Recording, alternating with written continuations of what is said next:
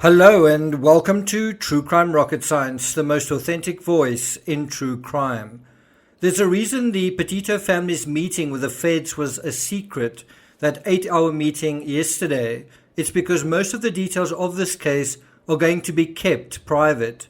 I suppose it's the prerogative of the family members whether they wish to disclose what they know beyond what's in the final report, and perhaps they will in interviews or a documentary.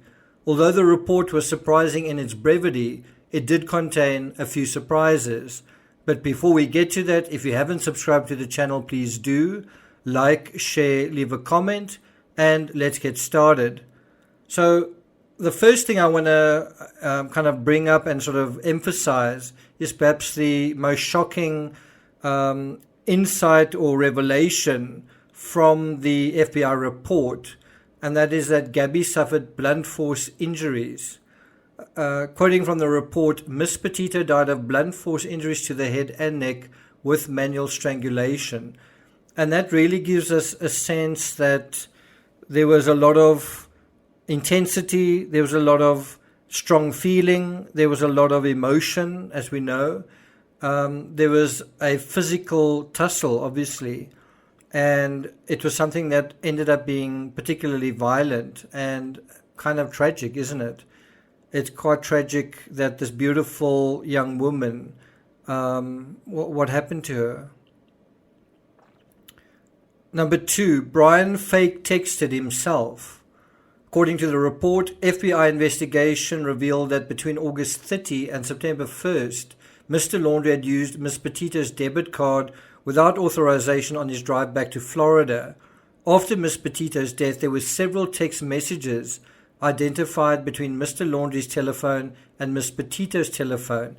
Now, what is quite weird with this statement is, we don't know what the dates were of those text messages, so it's quite vague. But one presumes that it must be after August 27th, who knows how far after that, August 28th, 29th, 30th.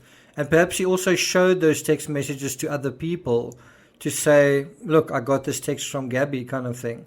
I also think there's something quite contrived about that, in the sense that Brian presents himself as a guy who's unsophisticated and he's not on his phone, using this trickery to cover his tracks. The report goes on to say the timing and content of these messages are indicative of Mr. Laundrie attempting to deceive law enforcement by giving the impression that Ms. Petito was still alive.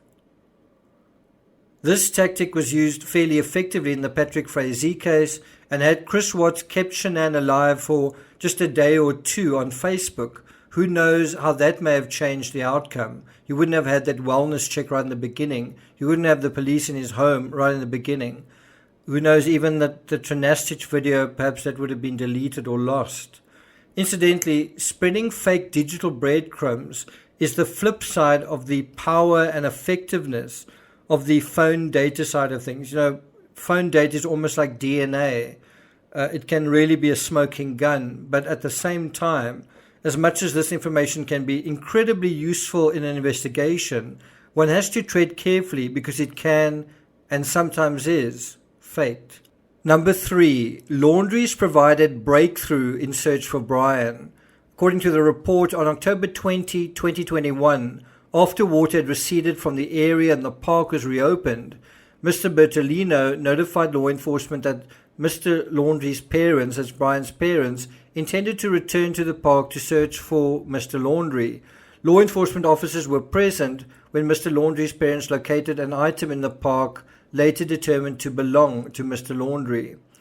It's not clear what item the parents found. Could it have been the notebook or the backpack? What I think is worth considering is that the Laundries were instrumental in finding their son's remains, ending a very long, drawn-out period, exhausting period, resource-draining period of this fruitless search for Brian. And given that no charges have been pressed, I suppose one could argue that they helped the investigation in one vital respect. I haven't heard many people talking about that, but from the authorities' perspective, perhaps that is the case. Then number 4, a revolver and a statement proves it was a suicide. According to the report, upon further search of the area, investigators found human remains later confirmed to be Mr. Laundrie, along with a backpack, notebook, and a revolver. A review of the notebook revealed written statements by Mr. Laundrie claiming responsibility for Ms. Petito's death. And that is something that is quite rare in true crime. A lot of people think that what happened with Chris Watts is common, that confessions are common. Actually, they're not. Often, if there are confessions, they tend to be mitigating one's own role. They tend to be deception anyway. You seldom get a complete, clear confession. And so it is actually quite rare that someone would take responsibility and then also do what Brian Laundrie did. How many criminals do you know in all the high-profile cases that we've covered that have committed a crime and then killed themselves? Very few. So he did actually take responsibility for what he did. I don't think that makes it any better. In fact, it almost seems to make it worse. It's like, why? Why? You know, if you didn't want to do what you did, why did you do it? Or did you just get emotional? So, personally, I think that this is a critical clue, the revolver. If the revolver was not found, it would add an element of mystery and intrigue around Brian's death that, frankly, isn't necessary. It would also make no sense why the revolver would not be found, despite unlikely theories that the water would have or could have swept it away, or that an animal carried it off. Incidentally, in the Vincent van Gogh case, which is a series I'll be doing quite soon, the revolver he used was actually never found, and one that was discovered several decades later, very rusted, and it could actually just have nothing to do with the Van Gogh case. But that particular find has never been definitively linked to him, which is why mystery still surrounds what happened to Vincent van Gogh. And this is perhaps the best evidence that Van Gogh never took his own life. Anyway, I'll be dealing with that in a separate episode. In the Laundrie case, the retrieval of the revolver could also theoretically be used to compare the ballistics in the Kylan Schulter and Crystal Turner case. Then another aspect from the report, on November 23, 2021, the District 12 Medical Examiner's Office in Sarasota, Florida, released its report on the manner and cause of death of Mr. Laundrie. The report concluded Mr. Laundrie died of a self-inflicted gunshot wound. Conspiracy theorists who've postulated that Brian Laundrie is still alive, didn't commit suicide, etc., will probably welcome the vagueness of the report so that they can continue doing whatever they're doing. They will argue that it's just fake news, easy to dismiss, and I suppose without being able to see samples of this writing from his notebook, and the actual notebook and the revolver, perhaps photos of it, we simply have to take the FBI on their word. I do, and I think many of you will, but not everyone will. And that brings us to the final point, case closed, ? It's hard to say whether any more information will come to light. Typically in true crime, there's always a little bit of information that unexpectedly comes to light, in dribs and drabs. There might be documentaries where the parents disclose something, but I wouldn't get my hopes up. I doubt whether the Petitos want to focus much attention on Brian going forward. It would be like opening up old wounds.